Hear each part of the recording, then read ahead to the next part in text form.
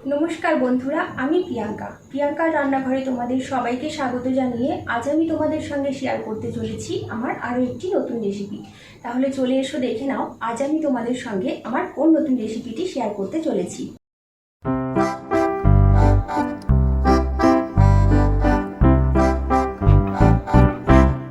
একঘেয়েমি মটরশুটির কচুরি বানানোর পদ্ধতিকে ব্রেক করে আজ আমি ইউনিক পদ্ধতিতে মটরশুটির কচুরি বানাবো।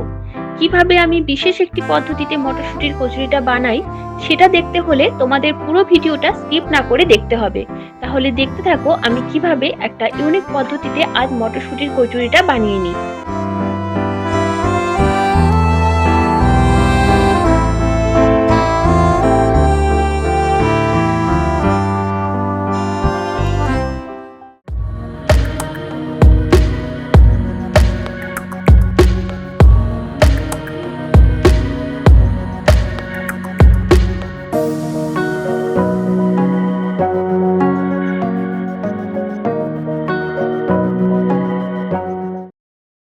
आज आमी बानाबो मटरशुटिर कचुरी। मटरशुटिगुलो आमी एखाने प्रथमे धुए निये कुकारेर मध्य दिये दियेछि।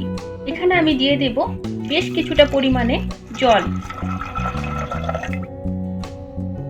एखाने कतटा जल दियेछि निश्चयई देखते पाচ্ছো।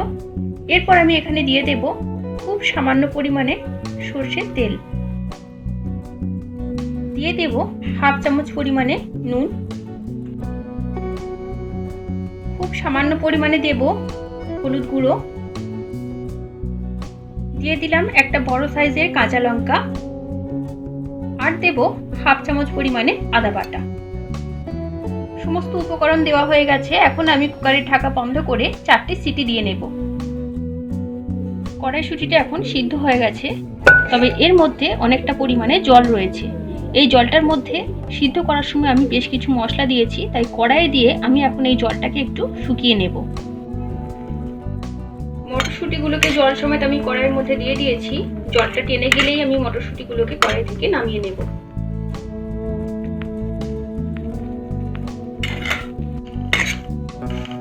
মটরশুঁটিগুলো এখন পুরো জলটাই শুষে নিয়েছে। এখন আমি এটাকে নামিয়ে রাখবো। এটা কিছুক্ষণ ঠান্ডা হতে থাকুক, তার মধ্যে আমি কচুরির জন্য ময়দাটা মেখে নেব।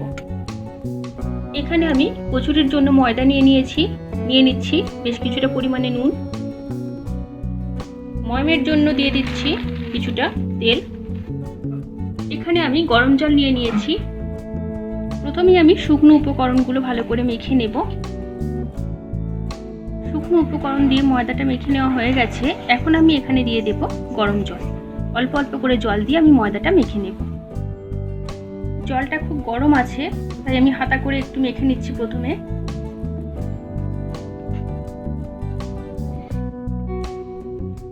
এখন মোটামুটি ঠান্ডা হয়ে গেছে, খুব সামান্যই গরম আছে, ঈষৎ উষ্ণ, তাই হাতে করেই আমি এটাকে মেখে নিতে পারছি। ময়দাটা মেখে নেওয়া হয়ে গেছে। এখন আমি ময়দাটাকে রেখে দেবো ঢাকা দিয়ে কিছুক্ষণের জন্য। তার মধ্যে আমি পুরটাকে বানিয়ে ফেলি। এখন আমি পুরটা বানিয়ে নেব। কড়াইশুঁটিগুলো ঠান্ডা হয়ে গেছে, আমি একটা বাটির মধ্যে ঢেলে নিয়েছি। পুরটাকে মেখে নেওয়ার জন্য প্রথমেই আমি এখানে দিয়ে দেব একটা ভাজা মশলা।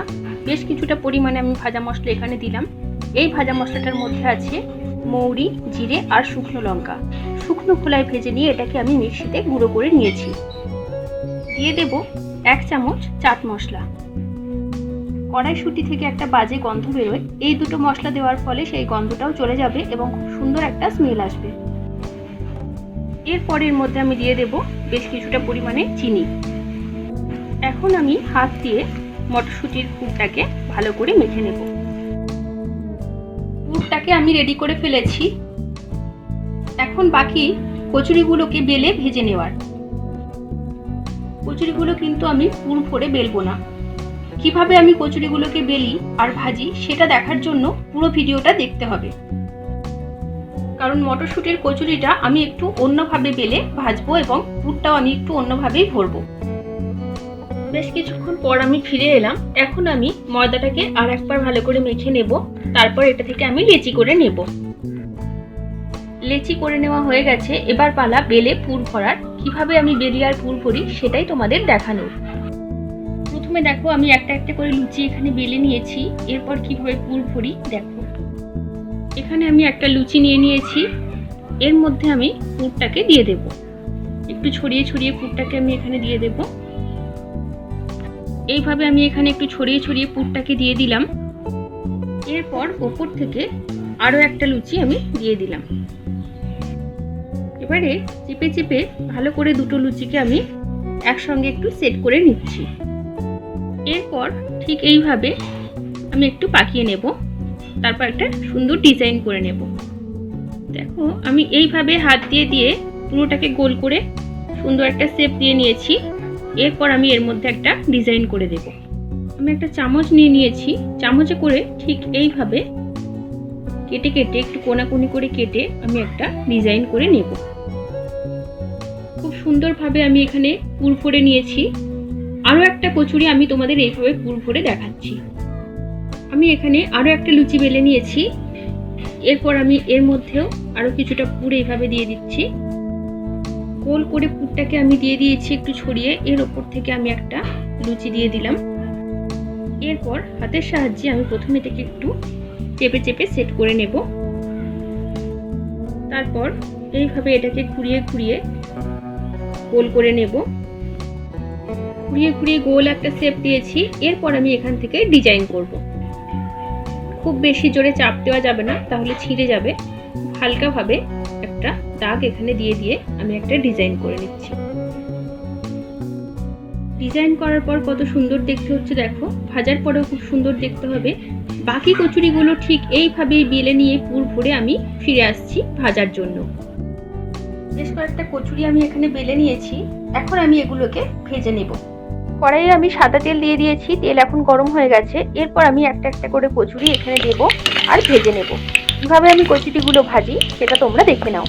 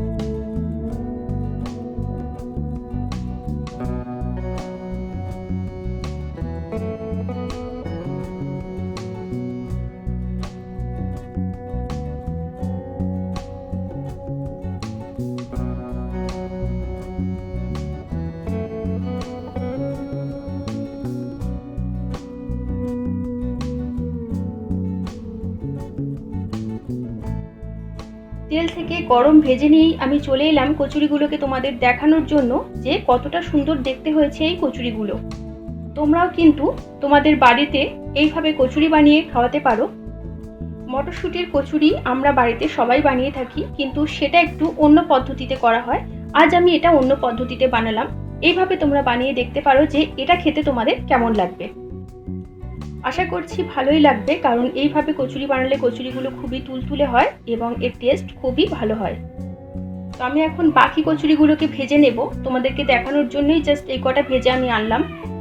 আজ আমি এখানে বিদায় নিচ্ছি বন্ধুরা, ততক্ষণের জন্য টাটা।